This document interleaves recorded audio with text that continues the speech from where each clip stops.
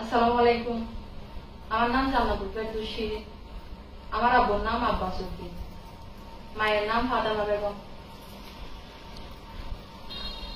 আমি জুবাইরকে ভালোবাসি, সেজন্য আমার ইচ্ছে মতো আমি ওকে বিয়ে করছি। ও আমাকে কোনো ঠিকঠাক করে নিয়ে আসেনি। আমি সকালে নামাজ পড়ে উঠে প্রায় 7টা হয়েছে, ওকে কল দিছি। ওকে কল দেওয়ার পর ও রিসিভ করছে। আমি বলতেছি তুমি কোথায়? ও বলতেছে আমি তো ঘুমে। আমি বলতেছি আমি আসতেছি। ও বলতেছে তুমি কি জন্য আসতেছ?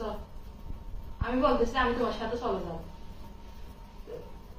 আচ্ছা ঠিক আছে, তুমি যদি আমার সাথে চলে যাও, তুমি এই আমাদের এখানে চলে আসো।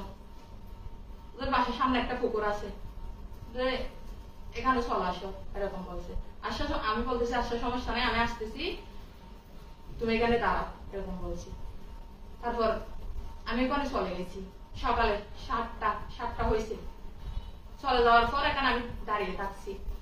দাঁড়িয়ে থাকার পর ও কিছুক্ষণ পর আসছে। আসার পর আমি ওকে নিয়ে ওদের বাসায় চলে যাই।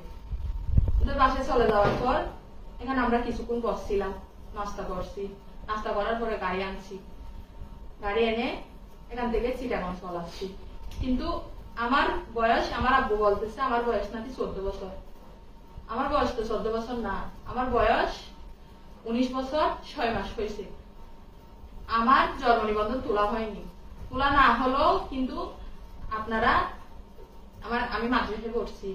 মাদ্রাসায় ওখানে খুঁজে দেখলে আমার পেয়ে যাবেন বয়স কত হয়েছে। এখন আমরা স্বামী স্ত্রী হয়ে গেছি। ওকে বলছি আমাকে যত টাকা কামিন দিতে বল, আমি বলছি অতটুকু দিছে।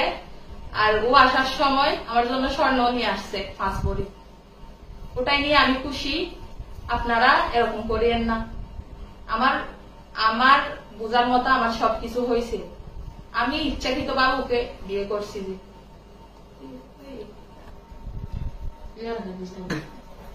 আমার হাজবেন্ডকে যেটা মামলা দেওয়া হয়েছে এটা সম্পূর্ণ মিথ্যা, বুঝছেন? ও কিন্তু আমাকে নিয়ে আসেনি। আমি ইচ্ছাকৃত ভাবে আমি ওর সাথে চলে আসছি। যে এটা ওকে হয়রানি করার জন্য দিছে। যে আমি এখানে ভিডিওতে আসতে চাইনি, আমি মাদ্রাসায় পড়ছি।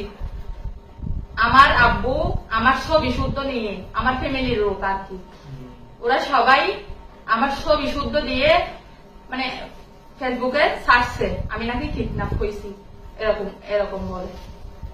কিন্তু এই জন্য আমি, আমার হাজবেন্ড কষ্ট পাচ্ছে, সেজন্য আমি ভিডিওতে আসতে হয়েছে।